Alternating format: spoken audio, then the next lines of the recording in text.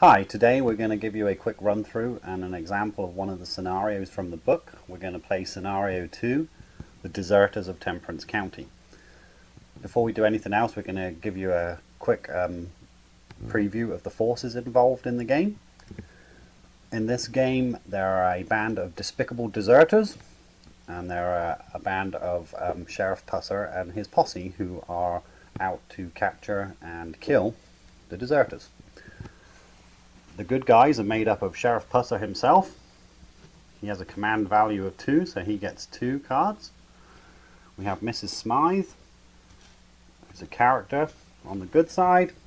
She gets 1 command card as she's a character, and then the posse is made up of 4 individual characters, each of which get a card of their own. In terms of the special rules for the good side, Sheriff Pusser has the tracking ability, which allows him to spot hidden figures, or figures in cover. We have Mrs. Smythe with her hateful rage, which basically means that she has to charge any enemy model that comes within 3 inches immediately. We have Mr. Bellows, who is a rogue. This gives him the despicable and influential special attributes, as well as the fact that all rogues carry a concealed weapon, giving them +3 in a combat resolution. And the other main character on this side is Little Jimmy, who has a special attribute called Not Seen the Elephant, which means the first time he sees the enemy, he has to roll a dice to determine his backbone value for the rest of the game. On the bad side, with the despicable deserters, we have Captain Fathers, who has a command value of 2. He's a Deadeye shot, which gives him +2 basically on all of his shooting rolls. He has 2 command cards. And then we have his band of despicable deserters themselves. As a unit, they only get 1 card between them.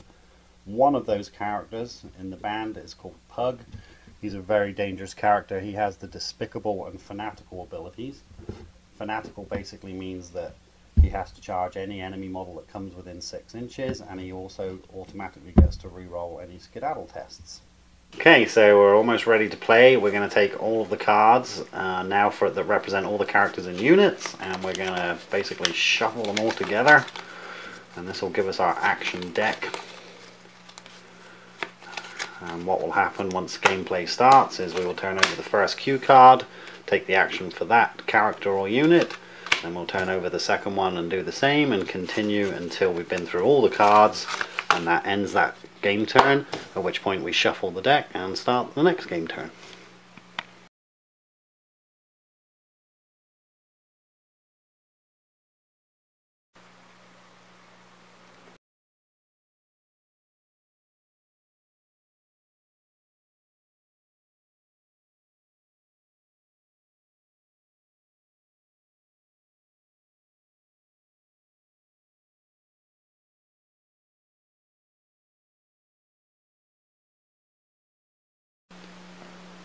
So our despicable deserter officer, Captain Fathers, is going to take his first cue card. He's actually going to issue a command to the despicable deserters to move towards Mrs. Smythe. So they're going to move 6 inches, just their movement rate across open country, towards the farmhouse to hopefully grab some loot, take Mrs. Smythe out, and eventually kill Sheriff Pusser. Our Confederate character 2 is Mr. Bellows. He, being a rogue, being infatuated with the ladies, is going to start making a move towards Mrs. Smythe. Sheriff Pusser is going to move as fast as he can towards Mrs. Smythe in the hopes of defending her against the despicable deserters.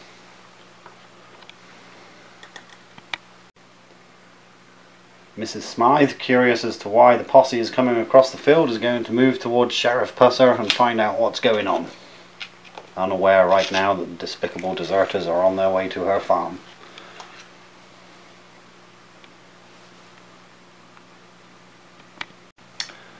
Our despicable deserters are going to take their opportunity to move even closer to the farm, the house, Mrs. Smythe, and hopefully some loot. Sheriff Pusser, for his second card, having seen now the despicable deserters approaching the back of the farmhouse, is going to tell one of his fellows to move up as quickly as possible and get into a firing position. Little Timmy is going to take his turn, move 6 inches towards the farmhouse, following up the posse, and for the first time gets line of sight to the despicable deserters, which means his unseen elephant rule comes into play. So we're going to roll the dice to determine what his backbone value is for the rest of the game. And he scores 3, which means he's going to be fairly intimidated every time he has to take a skedaddle test. Captain Fathers, second cue card, he's going to take the opportunity to start moving towards the farm himself. Jeb Dawson is also going to follow the posse up and try and move into a firing position.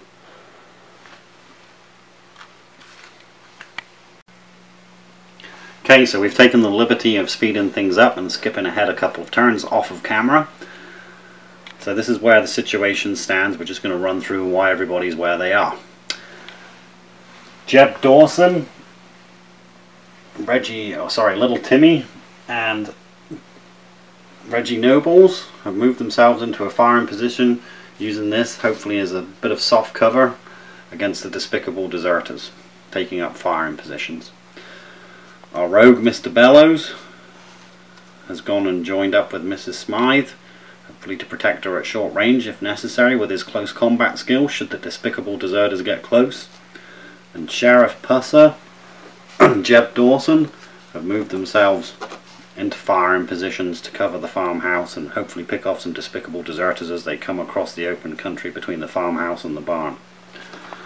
Our despicable deserters, who haven't yet come under fire due to the constrictions of range, have managed to get themselves into position with a couple of pieces of loot.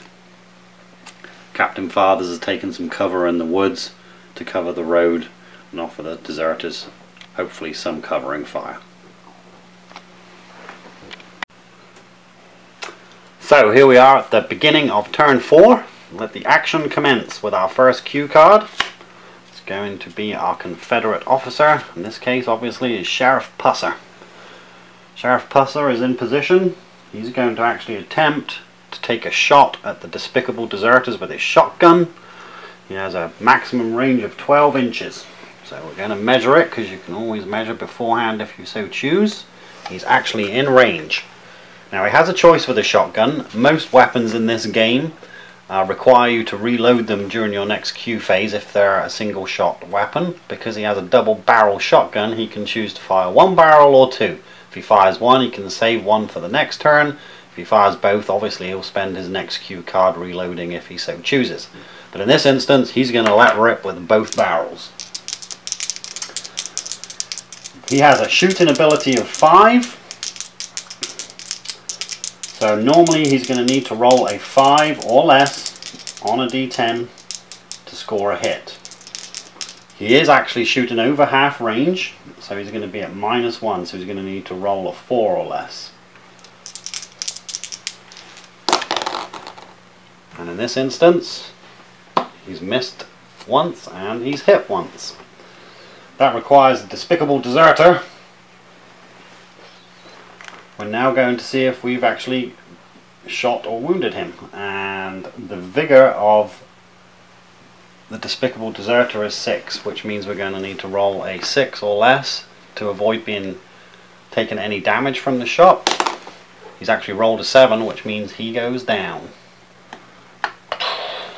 And there he stays.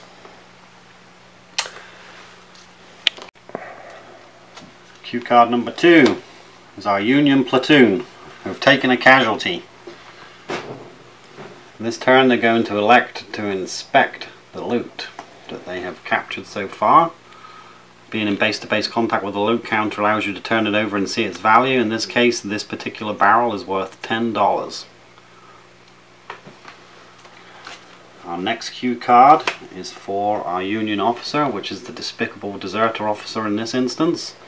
Captain Fathers is going to tell his platoon to open fire on the posse, and our one fellow who has discovered the loot is going to head towards the table edge that he deployed from to try and get away with the loot. This is a special rule that once they've collected loot they may disengage from the unit they're with and head towards their starting point of the game to be able to collect the value of the loot at the end of the game.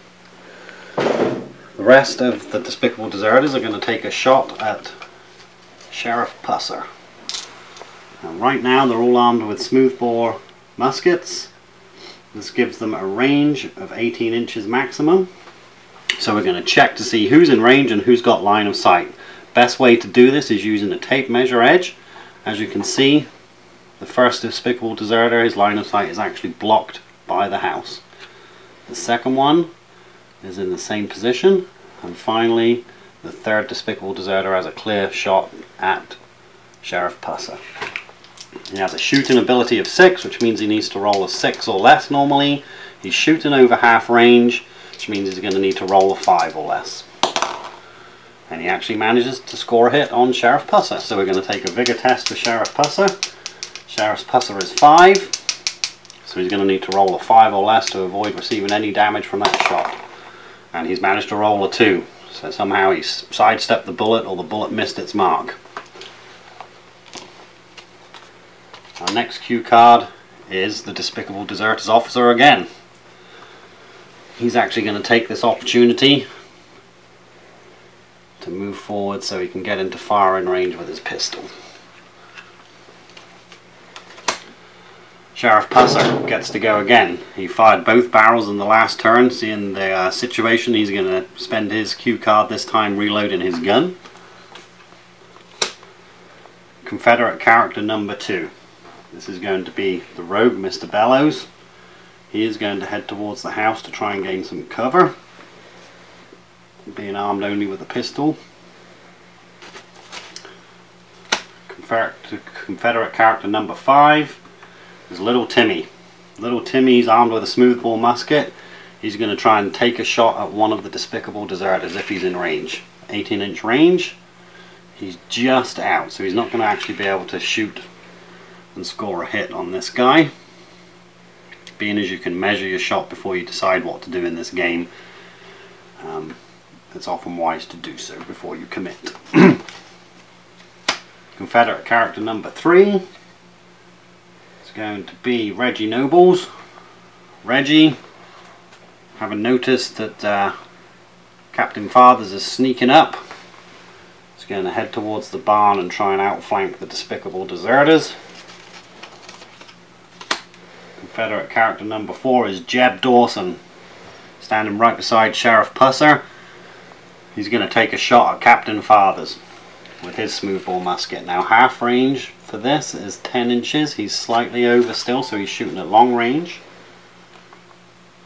He has a shooting characteristic of 4, so -1 for being over half range. He's going to need to roll a 3 or less to score a hit. In this case, doesn't manage to do so. And the last card for this turn is Mrs. Smythe, and Mrs. Smythe, fearing for her life, is going to head towards the house and some cover. Okay, turn 5. We've shuffled the cards back into the deck, and our first cue card this time is going to be Mrs. Smythe. Mrs. Smythe is going to continue to seek cover, being armed only with a frying pan. Second card is the Union Platoon. During this phase, the despicable deserter with the loot is going to continue to head towards his table edge. The rest of the despicable deserters are going to return fire at Jeb Dawson. In this instance, all of them have a clear line of sight to Jeb. They're all shooting over half range, over 10 inches with their smoothbore muskets. So here we have a shooting ability of 6. It's going to be reduced to a 5. So they need to roll 5 or less. 2 of them manage to miss. 1 of them scores a hit. So we're going to take a vigor test for Jeb. His vigor is 6. So 6 or less, and he manages to avoid damage. Again, he manages to avoid the shot. So no damage from that. Our next cue card is Confederate character number 3, which is Reggie. Reggie's moved himself into a position to get a clear shot off at Captain Fathers. He's over half range. He has a shooting ability of 3, not particularly good, so he's going to need a 2 or less, and he fails to hit. Confederate character number 5, Little Jimmy. Little Jimmy's going to move himself up a bit so he can get into the action. Confederate character number 4 is going to be Jeb. Jeb fired a shot last turn from his smoothbore musket, so he's going to spend the turn reloading. The next cue card is our Despicable Deserter officer. He is going to move up to this loot counter and take some cover behind the barrel, which might afford him a resting shot if he gets to take a shot, or it might give him the ability to check out that loot counter in his turn. The next is Sheriff Pusser. Sheriff Pusser unleashed both barrels last turn, so he's going to spend this cue card reloading his gun. Confederate character number 2 is our rogue Mr. Bellows. He's going to move close to the house, try and gain some cover from the house itself. Any model within 1 inch of terrain in this game gets a cover bonus when being shot at. Hopefully get within range of using his pistol. Next it's Sheriff Pusser again. Sheriff Pusser's going to go for the big hit, and he's going to unleash both barrels at Captain Fathers with the Despicable Deserter leader. He's within range. Sheriff Pusser needs to roll 5 or less normally. He's shooting over half range, so he's going to need a 4 or less. And in this instance, Captain Fathers has got some cover, so he's going to need a 3 or less. He's actually managed to score 1 hit. Captain Fathers is going to take a vigor test, requiring a roll of 6 or less. Luckily the bullet hits the barrel and not Captain Fathers. And our last cue card for the turn is Captain Fathers. He's going to stay right where he is, flip over the loot counter and see what it's worth. And it's worth another $10. And that ends our 5th turn. Turn 6. Our first cue card, Sheriff Pusser. Sheriff Pusser fired both barrels in his last cue action, so he's going to spend the turn reloading his gun. And then he gets to go again, so he's going to let Captain Fathers have it again with both barrels. Remember from last time, he needs to roll a 3 or less due to firing over half range and the fact that Captain Fathers has got some cover behind the barrel. And he actually misses with both shots. Next up is Reggie Nobles. Reggie's moved himself within a good range. He's going to take a shot at Captain Fathers behind the barrel. He's not yet, or he's actually under 10 inches now, so actually now he's going to be shooting at close range, which means he's not going to suffer that -1 modifier, but of course Captain Fathers is behind the barrel, so another -1 applies, so he's going to require a 3 or less. And he hits. Captain Fathers vigor test, 6 or less. Passes. The bullet hits the barrel again. Next up is Little Timmy. Little Timmy's going to take a shot at one of the Despicable Deserters in the open, shooting over half range. He's going to need a 3 or less, and he manages to hit. Take a vigor test. For the Deserter, needs a 6 or less, and he has passed. Next up is our Mrs. Smythe. She's going to stay right where she is for now. Then Captain Fathers is going to pick up his barrel and start running towards his deployment zone. Confederate character number 2 is Mr. Bellows. Mr. Bellows is going to stay right where he is for this turn. Captain Fathers gets to go again. He's going to continue to move towards his table edge. As you know now, the 2 loot counters that the Despicable Deserters have are worth $20 of their $25, so they only need to find another $5 worth of loot. Our Union platoon gets to go. They're going to give some cover and fire. They're going to shoot back at Jeb Dawson. They're all in range. Then -1 for over half range, so they're going to need a 5 or less. I scored 2 hits against Jeb Dawson. Jeb Dawson's vigor test has a vigor of 6, so we're going to see if we can roll a 6 or less. Oh no! One of them actually scores a wound. Jeb Dawson goes down. And finally for this turn, Confederate character number 4 would have been Jeb Dawson, but unfortunately he's lying on the street in a pool of blood.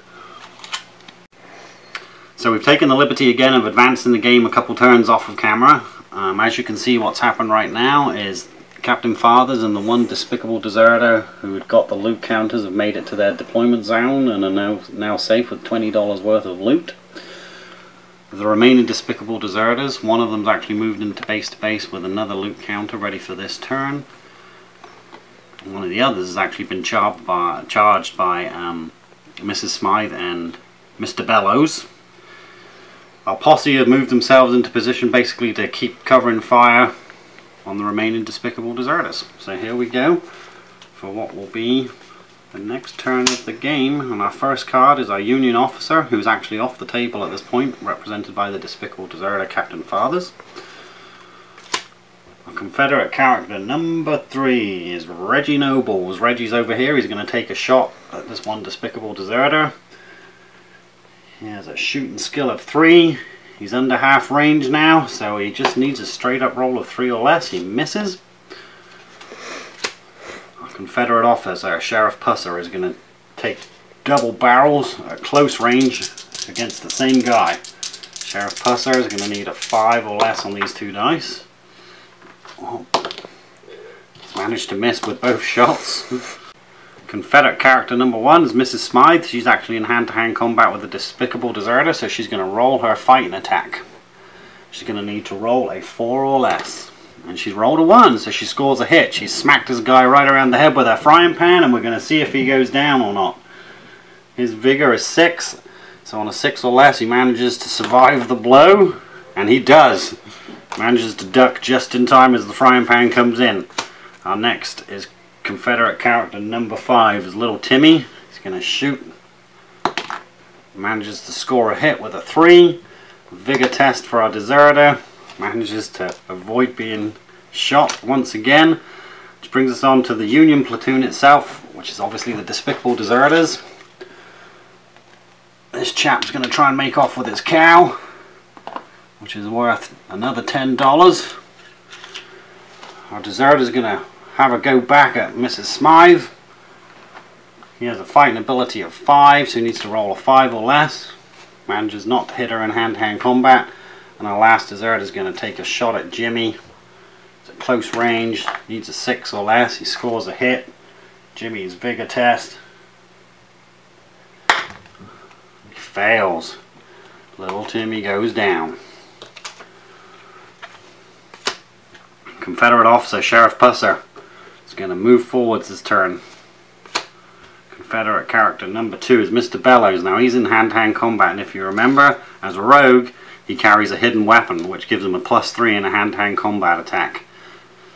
So Mr. Bellows' fighting skill is normally 6, is going to go up to 9 for this first attack, which means anything 9 or less and he scores a hit. And we roll a 10 for the vigor test, so down goes the deserter. Now Union officer is off the table. So that ends this turn. Now next turn we're going to have a quick look at the victory conditions. If you remember, the despicable deserters had to kill Sheriff Pusser, try and knock out Mrs. Smythe, and make it off the table with $25 worth of loot. So far they've managed to get $20 worth of loot to their table edge. Another $10 on the way. But they haven't managed to take out Mrs. Smythe or Sheriff Pusser yet. Sheriff Pusser has to kill or capture at least 4 of the despicable deserters, and so far they've managed to knock out 2. So here we go. Sheriff Pusser is off again. He's going to charge into combat against this despicable deserter. Confederate character number 3. That is going to be Reggie Nobles. Reggie's going to take a long shot at this guy trying to make it off with the last loot counter. He's going to need to roll a 2 or less to score a hit. Fails to do so. Mrs. Smythe is going to charge into combat and help out Sheriff Pusser.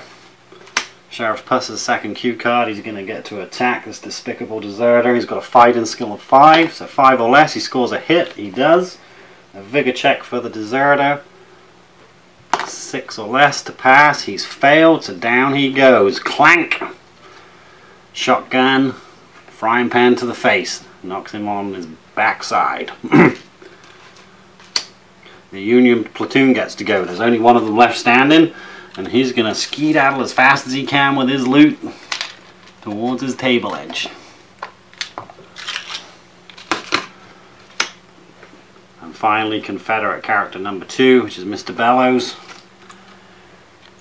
He's going to pursue our character. Now I think at this point we'll call it the end of the game. Most likely outcome at this point, I'm guessing, would be that in 1 or 2 moves our last loot counter with the despicable deserters will be off the table, netting them $30 worth of loot, which means the despicable deserters are going to win because Sheriff Pusser and the posse have only actually managed to knock down or kill 3 of the despicable deserters. But that should give you a good, quick overview of how moving, shooting, combat and some of the special attributes of the game work, and we hope that you purchase a copy of the book and try it out for yourselves. Thanks very much.